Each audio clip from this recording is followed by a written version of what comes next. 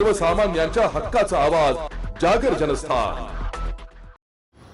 राष्ट्रवादी शरद पवार गट ग्रामीण तर्फे जिल्हाधिकारी कार्यालयात आमदार गोपीचंद पडळकर यांच्या प्रतिमेला जोडे मारो आंदोलन करण्यात आले।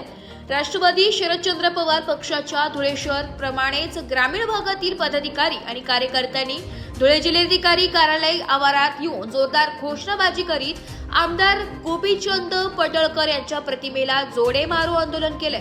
तसेच प्रशासनाला निवेदन देण्यात आले।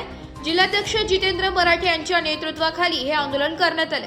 आंदोलनात राष्ट्रवादी किसान सभा प्रदेश उपाध्यक्ष सयाजीराव ठाकरे, राष्ट्रवादी साक्री तालुका अध्यक्ष गिरीश नेरकर, शिरपूर तालुका अध्यक्ष व्यंकटेश पाटील, धुळे तालुका अध्यक्ष विनोद बच्चाव, शिंदखेडा तालुका अध्यक्ष डॉक्टर कैलास ठाकरे, किसान सभा जिल्हाध्यक्ष गुलाबराव पाटील, जिल्हा कार्याध्यक्ष हर्षल ठाकरे, साक्री तालुका उपाध्यक्ष रवी तोरवणे, सरचिटणीस संदीप भामरे यांच्यासह पदाधिकारी आणि कार्यकर्ते सहभागी झाले आहेत। जागर जनस्थानसाठी प्रतिनिधी रूपक गिरारी, धुळे।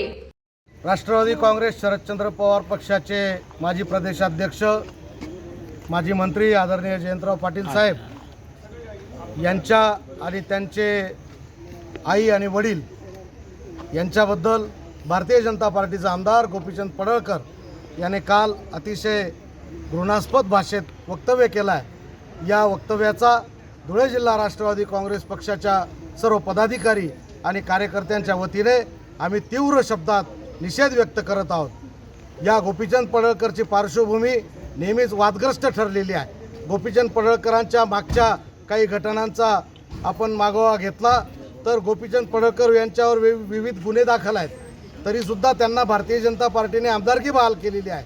आणि या गोपीचंद पडळकरांनी मागील पावसाळी अधिवेशनामध्ये लोकशाहीचं मंदिर असलेल्या विधान भवनामध्ये काय हैदोस घातला हे सुद्धा संबंध महाराष्ट्राने पाहिलेला आहे। गोपीचंद पडळकर नेहमीच राष्ट्रवादी काँग्रेस पक्षाच्या नेत्यांना टार्गेट करून त्यांच्या बाबतीत अतिशय घृणास्पद वक्तव्य नेहमीच करत असतात।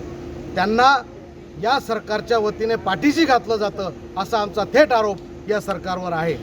भारतीय जनता पार्टीच्या नेत्यांनी आणि मुख्यमंत्री महोदयांनी गोपीचंद